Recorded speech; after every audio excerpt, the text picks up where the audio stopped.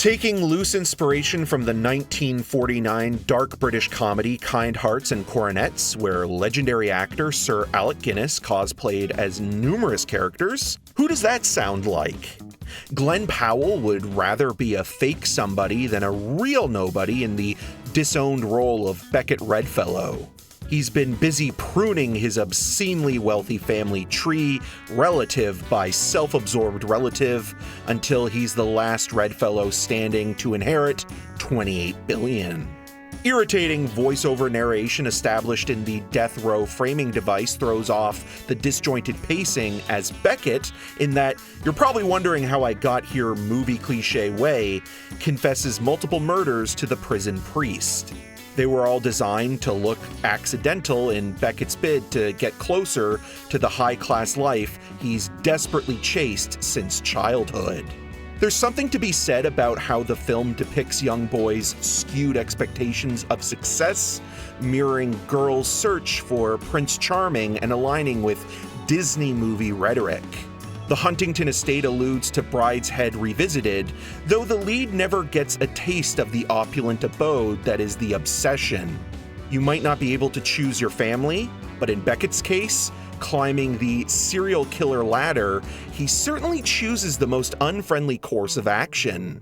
Femme fatale Julia Steinway, portrayed by Margaret Qualley, who's acting in a far more heightened genre effort, has ensnared Beckett since they were kids.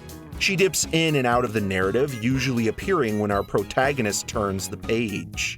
Following Emily the Criminal, which assuredly rested on Aubrey Plaza's career best performance, writer-director John Patton Ford takes another bite out of Eating the Rich.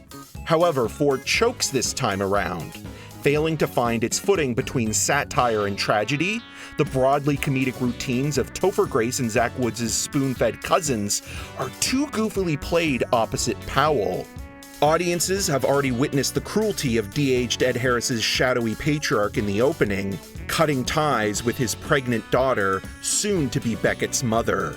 Two questions that remained head-scratchers are what Jessica Henwick's love interest, Ruth, originally saw in ex-Woods' would-be artist, Noah, and why everyone treats the miscast Powell as though he's invisible when he looks like Glen Powell. The psychology of Powell's morally compromised anti-hero isn't compelling enough to interrogate the audience's allegiance, rooting for someone who had a better upbringing than money could buy.